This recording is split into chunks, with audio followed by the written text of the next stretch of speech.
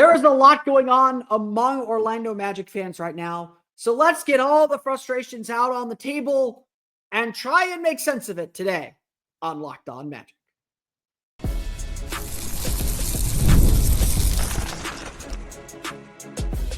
You are Locked On Magic, your daily Orlando Magic podcast, part of the Locked On Podcast Network, your team every day. And you are indeed Locked On Magic. Today is February 11th. It will be February 12th, 2025. My name is Philip Rossman-Reich. I'm the senior writer over at OrlandoMagicDaily.com. Of course, follow me on Twitter at PhilipRR_OMD and on Blue Sky at PhilipRR. On today's episode of Locked On Magic, there's a lot going on among Magic fans. Let's talk let's just talk about the frustrations. Let's sort through some things. I'll tell you some things that I kind of know, but maybe not really. We'll get to all of what's been frustrating Magic fans for the last week today on the show. Plus, Jalen Suggs to the rescue, perhaps, and positive signs for the Magic. I'll leave you on an optimistic note. We'll get to that coming up here in just a moment. First, I want to thank you again for making Locked On Magic part of your day every day. No matter when you listen to us, whether it's first thing in the morning, whether it's right when we upload, we truly appreciate you making Locked On Magic part of your day every day. You can make Locked On Magic an even bigger part of your day with the Locked On Magic daily newsletter. It's the one stop for ultimate team and league coverage delivered right to your inbox. Sign up for free now at LockedOnDaily.com. That's LockedOnDaily.com and start your day with the all new free Locked On Magic newsletter. Let's start here. Everybody is frustrated. You're frustrated. I'm frustrated. The team is frustrated. Everybody is frustrated with how this season has gone. The last month and a half, last 6 weeks have been rough. And as we sit here today, the Orlando Magic are 9th place in the Eastern Conference. Did a big episode on that yesterday, talking about the loss of the Hawks and what the Magic have to make of this season. And so I want to be really clear about this. The way I'm going to cover this team the rest of the year is I will acknowledge we are not where we want to be, but we will save those grand pronouncements and save all the kind of big picture analysis for the end of the season. The goal for the rest of the year is to make the most of the group you have. Of course, you're frustrated by that notion because it certainly does feel like the Magic should not have this particular group. That we should have some understanding, some knowledge, some conclusions to say this team needs more. So before I dive into the front office perspective and what Jeff Weltman has publicly said, let me again make this clear to everybody. I do think the Magic needed to get the jump start on the offseason movings at the trade deadline. I do think the Magic should have done something, even if it was small and tiny, to begin inching this team to the version that we know they're going to need to be. Now, again, maybe that didn't exist. Maybe that wasn't out there. The Magic can't afford to trade Cole Anthony for some bit player right now. The Magic don't want to trade their first round picks. They don't want to trade Anthony Black or Tristan da Silva. Gary Harris has virtually no value at this point, even as an expiring contract, it would appear. And so it does seem to a certain degree that the Magic's options were very limited. And so under that perspective and under that understanding, the Magic deciding to sit tight at the deadline, try to get everybody back healthy and finish the season strong is maybe their best bet to make the deals that we know they have to make and the best way for them to position themselves for their offseason. Maybe that is the case. That doesn't lighten or change the frustration of today. Whether the Magic made the right decision to sit tight at the deadline is going to be proven over the next, what's July? 5 months, 6 months. We will know if it was right to hold on to those assets and right to hang tight by what Jeff Weltman does this summer. And again, we will talk more about this in May at the end of the season. A lot is on Jeff Weltman's shoulders. And I want to save that discussion and save these bigger picture ideas for the end of the season because right now we are in a fight. Right now, the Orlando Magic are in a fight to stay in their spot. And look, All of this goes away if the Magic start winning. If the Magic start winning, Jeff Weltman will be hailed, not a genius, but he will be at least somewhat vindicated for sticking with this roster and saying, see, I told you this team is better than their record. We just needed to see them healthy to fully evaluate what we have and, yeah, rehabilitate some of their value. But that doesn't end the frustration of today. The Magic need to win, and they are not winning. If continuity only, and again, these are Jeff Weltman's words, if continuity only works when you're winning, if you're successful, we have entered the end of the continuity era. Continuity isn't going to get the job done at this juncture. That's all acknowledged. But right now, frustration is just boiling over. You feel it from the players, and I think they put on a good face for the media, and I think they're trying to stay calm, but you can see it on their faces. There's a lot of frustration. They're reaching back for something that they thought was there, that they thought was a given, and it just has not been there consistently for the last month. They're looking for it. And I'll point some positive signs coming up in a minute. And then came the Hoop Collective. I can't ignore what was said because you all are talking about it. I want to take my lead from you guys. You're talking about it, so let's talk about it. Brian Windhorst on the Hoop Collective on, I believe it was Monday, essentially said that the Magic didn't make any calls, that Jeff Weltman did not call around the league. I would say, and people have, and look, this is my rule about reporters and reporters that I trust, and Brian Windhorst is a reporter that we should trust. He is an ESPN national reporter.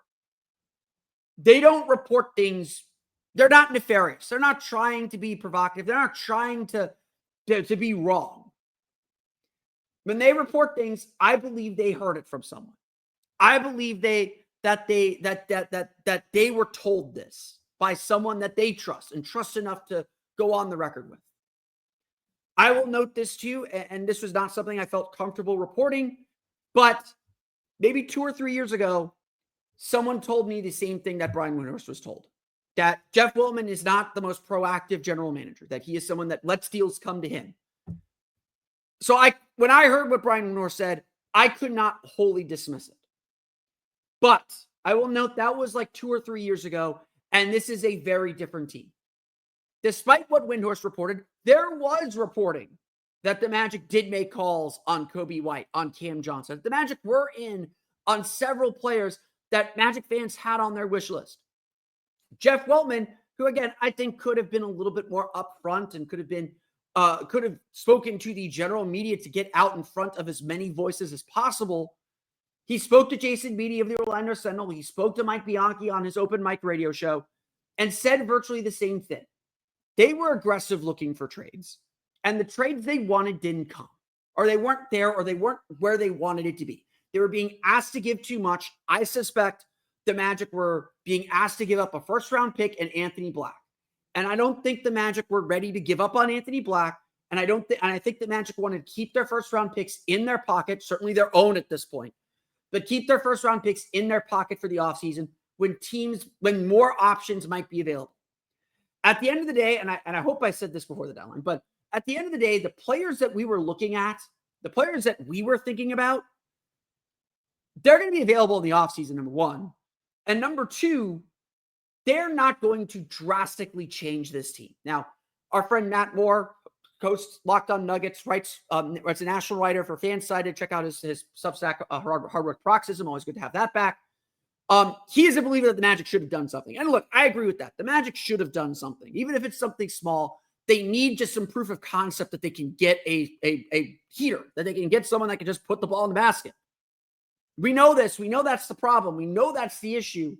And they're not as far away as they seem right now because, again, the injuries are just so bad.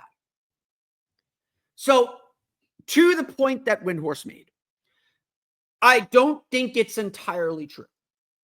I don't dismiss it, but I think Jeff Weltman did make calls. I think he was maybe very specific, and this is speculation on my part. This is me saying it, just knowing kind of how Jeff operates. I think that Jeff Weltman targeted specific players at the trade deadline, made calls on those players. We know how little leaks from the Magic. I think he targeted specific players. I think he was looking around at kind of specific players. And when the price was deemed to be too high, he was fine sitting tight and saying, the only reason we are where we are, the only reason that we're in this sort of panic spot is because of injuries. That's what Weltman essentially said in his interviews. That they went out, they surveyed the league, they looked at the options that they wanted to get and determined that teams were pinching them, thinking the Magic are desperate, they'll give us a lot to get back to where they think they belong. And at the end of the day, it's always been the case. The Magic's biggest trade acquisition was going to be health. It didn't matter if they acquired someone, their biggest trade deadline acquisition was going to be health. And that's not what anyone wants to hear. I'm not going to sit here and pretend that you're upset and angry with how the team's playing and where this team's at, and it's relative, and it's not relative. It's inactivity at the trade deadline to try and correct these problems. I'm not going to tell you not to be frustrated by that. Your frustration shows you care. It shows that this matters to you, that you're disappointed and upset that the team isn't as eager to make changes as you are. But I think Jeff Weltman, in his interviews, again, you can read it on the Orlando Sentinel. You can go listen to it on Open Mic at 96.9 The Game. I've linked to it on Orlando Magic Daily already as well. I think what is abundantly clear is the Magic are ready to move. It's just about timing. It's just about who. We do have to hold Jeff Weltman's feet to the fire here. Continuity does work. It has worked for this team.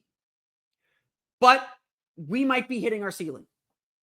I've said this too. I do believe wholeheartedly the Orlando Magic, when healthy, are the 5th best team in the East at minimum. I'm not worried with a fully healthy, fully in rhythm Orlando Magic team. I'm not worried about the Miami Heat. I'm not worried about the Detroit Pistons. All due respect to those teams. I'm not even that worried about the Indiana Pacers, who are currently 4th, but we're in the tier with Indiana, Milwaukee, and Milwaukee for 4, 5, and 6. Health is the only reason we are sitting in, the only reason the Magic are sitting in 9th. That's the truth. The problem is we don't want to be 4th, 5th, or 6th. We want to be 1, 2, or 3.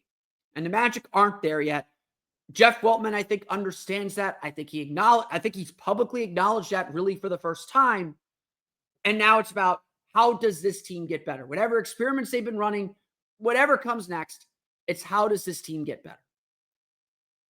But until this team starts winning again, frustrations are going to boil over. Your frustration is valid. I'm not here to invalidate your feelings or your opinions. You are right. The Magic had an opportunity to do something. At some point, they're going to have to bite the bullet. They're going to have to spend some assets. They're going to have to make a move. They didn't at this deadline. Maybe they should have, maybe they shouldn't have. It only increases the pressure for the offseason to do something. But most importantly, what has to happen is the Magic have to get back to winning. And one way that's going to happen is getting Jalen Suggs back. I'll talk about his progress, where he stands, and where the Magic stand without him. We'll get to that coming up here in just a moment.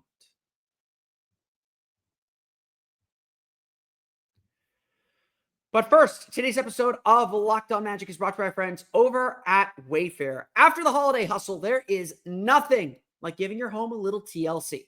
I always find that decluttering and refreshing my space helps me get back into a routine.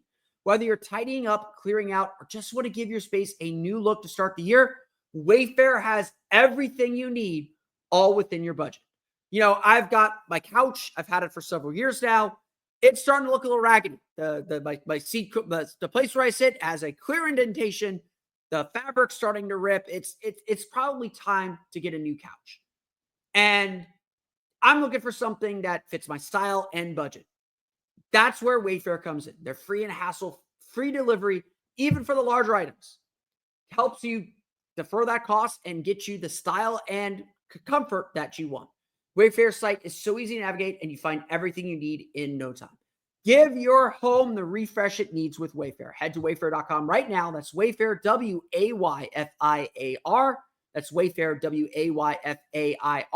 WAYFAIR.com. Wayfair, every style, every home.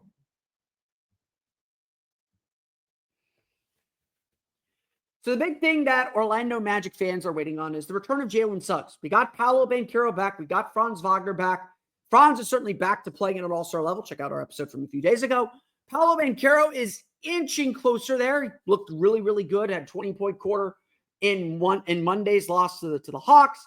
He's vowing to use his all-star break productively to get back into better shape so that he can finish the season strong with 26 games at the end of the season. We are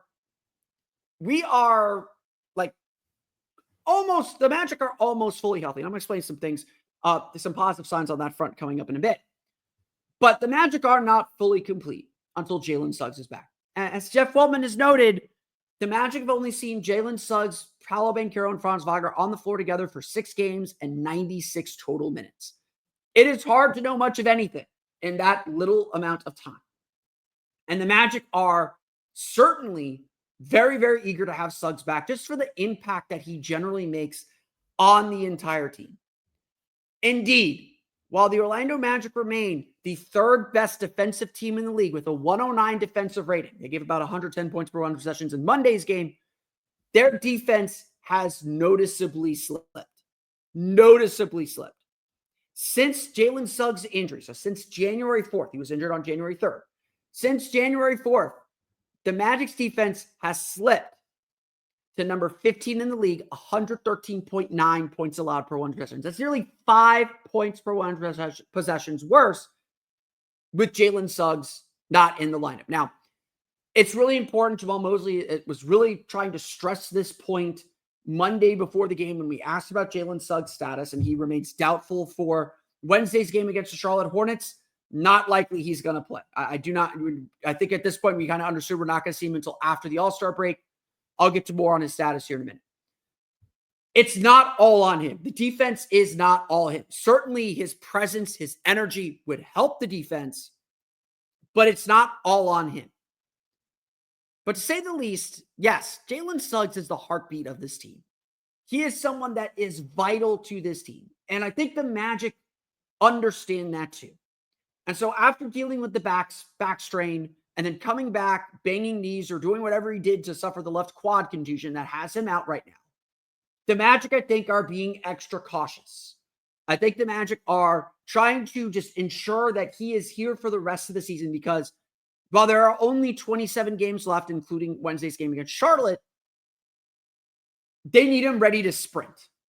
And Jamal Mosley's made it clear he's going to be on a minute restriction when he comes back. He's going to have to go through a little bit of a process to get back up to speed. I'm sure they're going to tell him to try not to dive on the floor and go crazy like he normally does. Whether you can contain that, I don't know.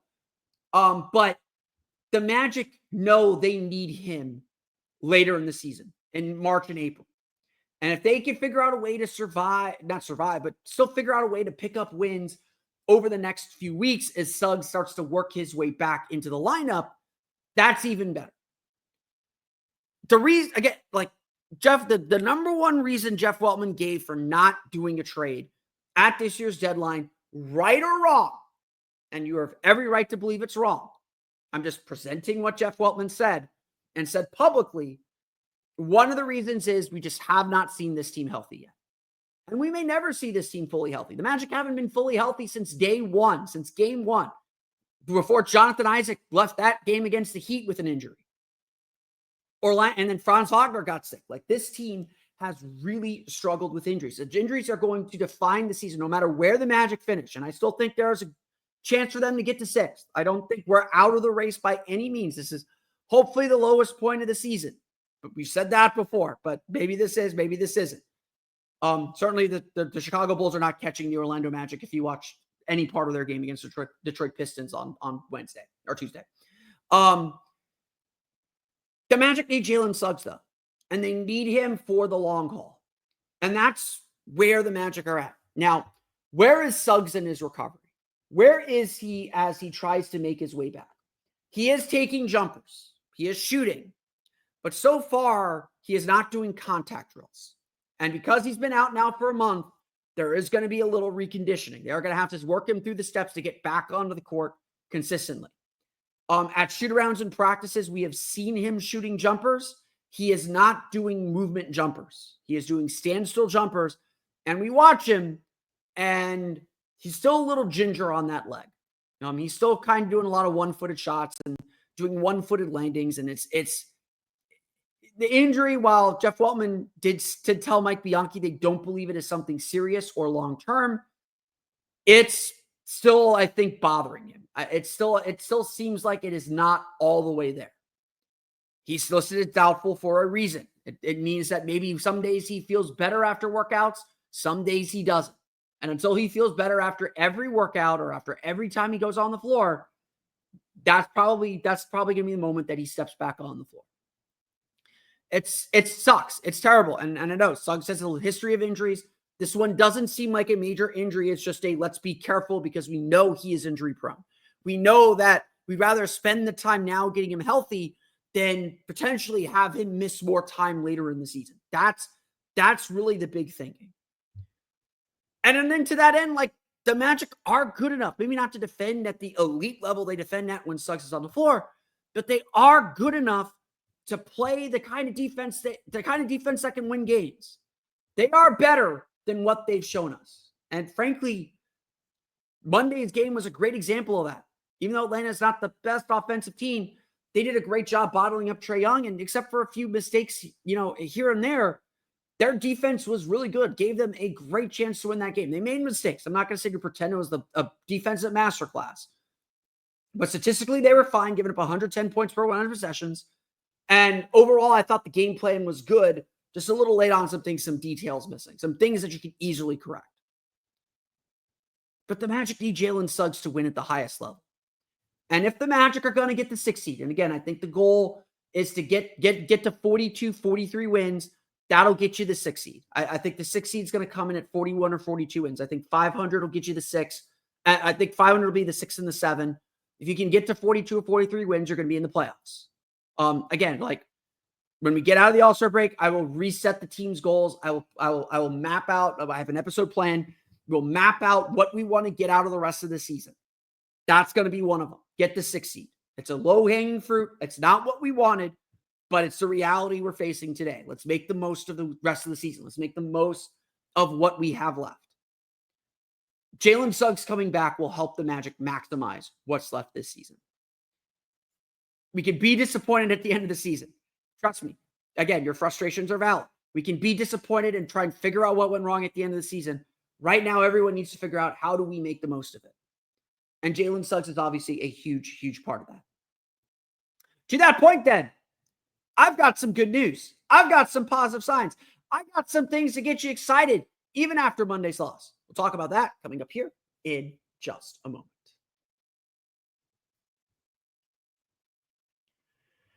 But first, today's episode of Locked On Magic is brought to you by our friends over at Open Phone. Running a small business means you are wearing a lot of hats. Your personal phone becomes your business phone, and before you know it, you're juggling customer calls all day and night. As your team grows, it becomes impossible to manage everything with just your personal number. That's where Open Phone comes in. It's the #1 business phone system designed to help you keep your work and personal life separate. For just $15 a month, the cost of a few coffees, you get complete transparency and visibility into everything happening with your business phone number. Open Phone works through an app on your phone or computer and integrates with tools like HubSpot and hundreds of others. It also uses AI-powered call transcripts and summaries so you have a rundown of your calls and action items the second you hang up. And if you miss a call, no problem. Automated messages are sent directly to your customer, ensuring you never miss an opportunity to engage. Right now, Open Phone is offering 20% off your first 6 months when you go to openphone.com/LockedOnNBA. That's OpenPhone, OpenPhone.com/LockedOnNBA for 20% off 6 months. OpenPhone.com/LockedOnNBA. And if you have existing numbers with another service, Open Phone will port them over at no extra charge. Again, check that out at OpenPhone.com/LockedOnNBA.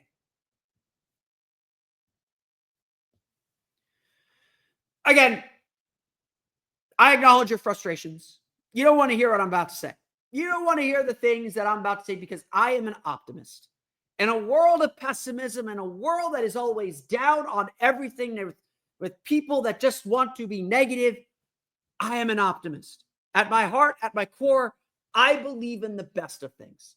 That's why I still believe the Magic can be the 6th seed. That's why I still believe there's an outside chance the Magic could get to the 5 seed. All they got to do is, reverse the last 6 weeks of basketball. The Magic after the All-Star break are huge. And again, I've mentioned this several times. This stretch in February is the most important stretch of the season. They, over the 11 games that started Saturday against San Antonio Spurs, they need to go at minimum 7-4 to really have a shot at this. If they can go 8-3, even better. With so many games at home and so many games against opponents whose records are below 500, that does include the Atlanta Hawks from Monday, this is the opportunity to start stacking some wins. They are 1-1. Going 3-0 before the All-Star break to get back to 500 would have been great. They're 1-1. They got to win against Charlotte on Wednesday.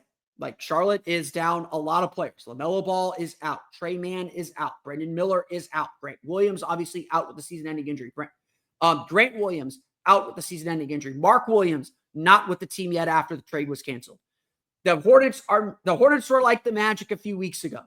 They are missing almost all of their top scorers. This needs to be a win. And frankly, it needs to be a comfortable win. Let's get some confidence heading to the break. And if the Magic do take care of their business, they will be fine. Obviously, they come out of the break with Atlanta and Memphis. Memphis is one of the few teams they're facing in the stretch with a record above 500. Going to Atlanta is huge for standings implications, for tie-breaking implications. Hawks have a 1-0 series lead in the season series now. Orlando and Miami also have the same division record now. Can't drop many more games against Atlanta. These games against Atlanta are going to decide who gets the tiebreaker for the division if Orlando and Miami tie. These games matter. But I'm here to tell you the Magic are back on the right track. Taking into consideration the fourth quarter against Golden State, just one quarter, I'll throw that out. Taking into consideration the win over Sacramento, the win over San Antonio, and the way that they played against Atlanta, the Magic are starting to show some signs of life. They're starting to look like the Orlando Magic again. Now, again, I throw out the Denver game, schedule loss, tough travel, really good team. That was a bad game.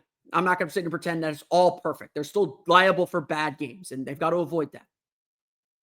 But over their last 4 games, I am happy to report the Orlando Magic are shooting better. Over the last 4 games, they're shooting 43 for 122. That is 35.2%. The Orlando Magic have lost, I think, just 5 games this year. They're like 16-5 when they shoot better than 33% from 3. I've been saying this all year long. The Magic don't have to shoot well from 3. They just have to be passable. They are good enough if they are passable from 3 because their defense is good enough. Their offense will have enough confidence if they're making 1 out of every 3. 1 out of every 3 3-pointers. Now, granted, eat my words here. Monday was the first time the Magic have lost when they shot better than 40% or better from 3.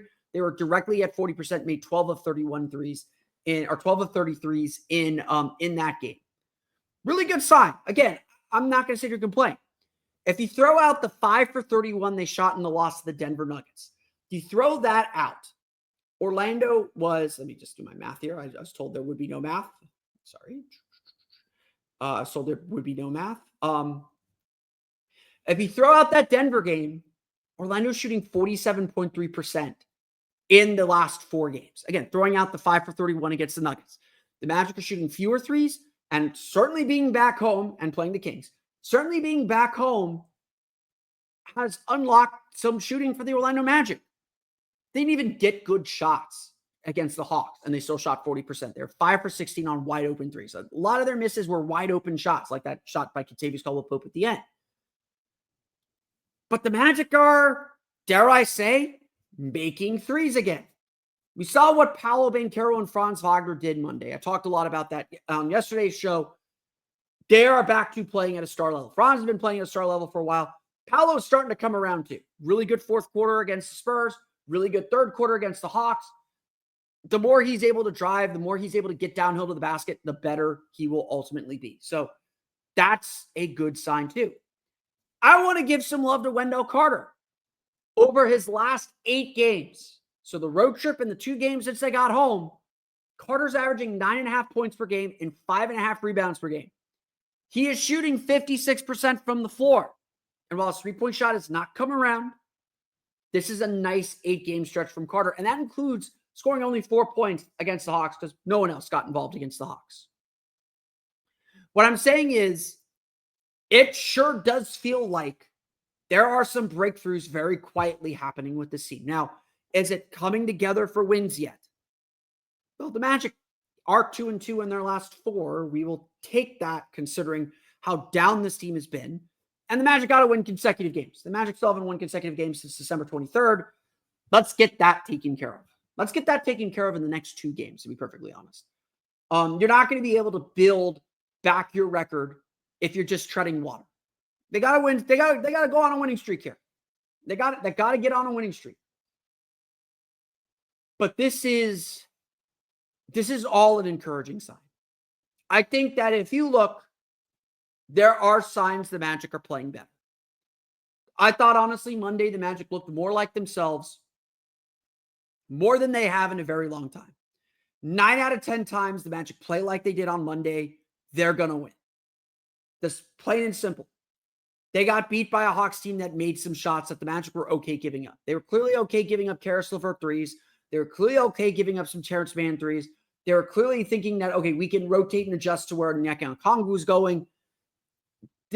I won't say they played perfectly on defense, but they played with enough effort and energy to win on most nights. And again, the game came down to making and missing shots, so I'm not losing sleep over it. The Magic are moving back in the right direction. That's why I still remain optimistic. But again, they need results. They need wins. And all these positive signs mean nothing if they don't put them all together to get those W's. That's going to do it for me today, though. I want to thank you all again for listening to today's episode of Locked On Magic. Of course, find me on Twitter at PhilipRR_OMD. Find me on Blue Sky at PhilipRR. You can subscribe to the podcast on Apple Podcasts, Stitcher, TuneIn, Himalaya, Google Play, Spotify, Odyssey, and all the sale podcasts to your podcast-enabled listening device. You can find us as well on YouTube. Search for Locked On Magic. For the latest on the Orlando Magic, be sure to check out OrlandoMagicDaily.com. You can find us on Twitter at OMagicDaily. And for even more Orlando Magic content, be sure to check out my Patreon page, the Orlando Magic Hub, at patreon.com/Orlando Magic Hub. As always, thank you for your support. Also, be sure, if that's not all enough, check out the Locked On Magic Daily Newsletter. It's the one stop for ultimate team and league coverage delivered right to your inbox. Sign up for free now at LockedOnDaily.com. That's LockedOnDaily.com. And start your day with the all-new free Locked On Magic Newsletter. That's going to do it for me today, though. I want to thank you all again for listening to today's episode of Locked On Magic. For Orlando Magic Daily and Locked On Magic, this has been Philip Rossman-Knight. We'll see you all again next time for another episode of Locked On Magic.